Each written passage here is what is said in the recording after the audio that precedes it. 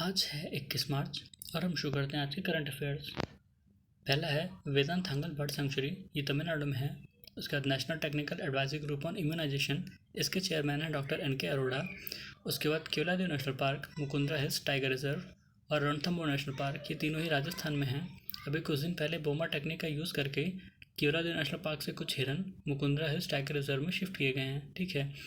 बोमा technique क्या होती है? ये अफ्रीका की फेमस टेक्निक है। इसमें किसी जानवर को एक पतले से फेंसिंग की तरफ दौड़ा के उसे इंक्लोजर की तरफ ले जाया जाता है। ठीक है।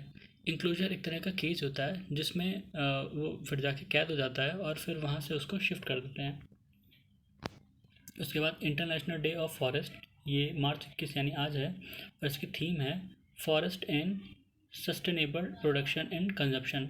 उसके बाद रानी बेन्नूर वाइल्ड लाइफ सेंचुरी, ये कर्नाटका में है। उसके बाद कायला देवी वाइल्ड लाइफ सेंचुरी और नहरगढ़ वाइल्ड लाइफ सेंचुरी, ये दोनों राजस्थान में हैं। उसके बाद regional comprehensive economic partnership RCEP, ये नवंबर 2020 में साइन की गई थी China, Japan, south Korea, Australia, New Zealand और आसियान के 10 मेंबर द्वारा। ठीक है। जब इसके नेगोशिएशन चल रहे थे तो इंडिया भी इसका हिस्सा था, पर कुछ ऐसे इकोनॉमिक और ट्रेड इश्यूज थे जो सही से एड्रेस नहीं हो पा रहे थे, इसलिए इंडिया 2019 में इससे हट गया। ठीक है। कुछ इश्यूज जैसे इंडिया का सबसे ज़्यादा ट्रेड डेफिसिट चाइना से है। अभी इंडिया और चाइना का कोई फ्री ट्रेड एग्रीमेंट नहीं है, लेकिन सबसे ज़्यादा ट्रेड डेफिसिट इंडिया का चाइना से है। और जब चाइना कोई प्रोडक्ट डंप करता है इंडिया में तो इंडिया जो है एंटी डंपिंग ड्यूटीज़ लगा सकता है उसके ऊपर, लेकिन जब इंडिया और चाइना दोनों ही RCEP के हिस्से रहेंगे तो इंडिया चाइना के ऊपर एंटी डंपिंग ड्यूटी नहीं लगा पाएगा। ठीक है। और जो RCEP है वो दुनिया का 30% GDP और 30% पॉपुलेशन रिप्रेजेंट करता है।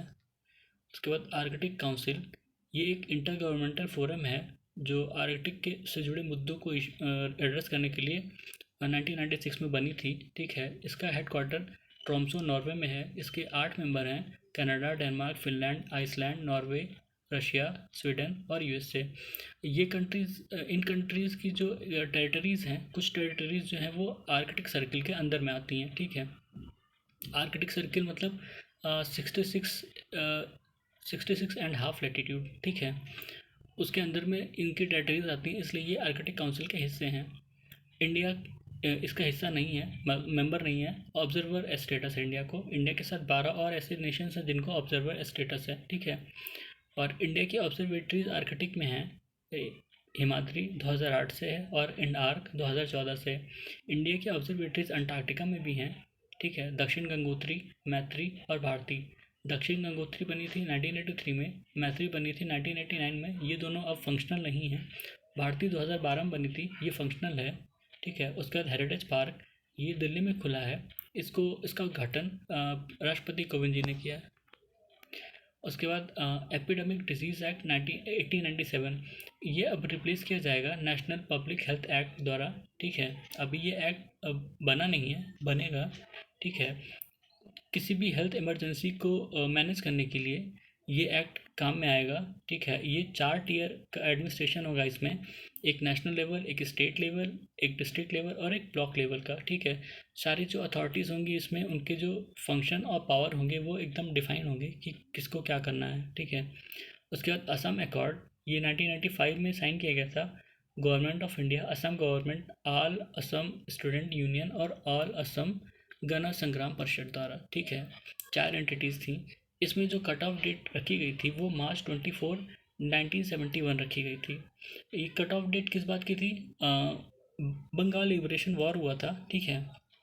उसके आसपास कई सारे जो माइग्रेंट्स थे वो बंगाल से इंडिया में आए थे और सबसे ज़्यादा असम में आए थे। ठीक है। तो असम में कई जगह डेमोग्राफी चेंज हो गई थी। इसके बाद वहाँ काफ़ी प्रोटेस्ट शुरू हुए थे। उसके बाद जब ये उनका यही डिमांड था कि जो 1971 के बाद आए हैं उनको यहाँ से हटाया जाए, उनको फॉरेनर समझा जाए। ठीक है। वो यहाँ के नागरिक नहीं हैं। तो ये जब डील साइन हुई, ये एग्रीमेंट जब साइन हुआ था तो ये कट ऑफ डेट रखी गई थी मार्च 24, 1971। अभी जब NRC हुआ था असम में, उसमें यही डेट इस्तेमाल की गई थी। उसके बाद साइक्लोन असानी, ये बे ऑफ बंगाल में आया है। ठीक है। अंडमान और निकोबार के आसपास। उसके बाद वेदंथांगल बर्ड सेंचुरी, ये तमिलनाडु में है। उसके बाद लामित्या 2022, ये एक मिलिट्री एक्सरसाइज है जो इंडिया और सेशल्स के बीच में हो रही है, सेशल्स में ही हो रही है।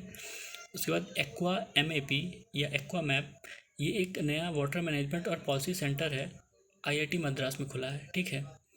फिर उसके बाद पीरियोडिक लेबर फोर्स सर्वे, इसको national statistical office NSO release करता है।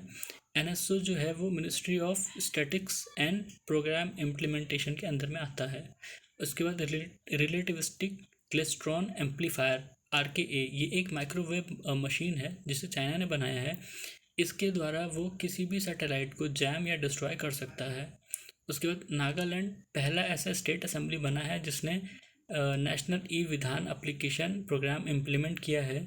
इसके द्वारा ये असेंबली, मतलब इनकी जो स्टेट असेंबली है वो पेपरलेस हो जाएगी, ठीक है। तो ये थे आज के हमारे करंट अफेयर। सुनने के लिए धन्यवाद।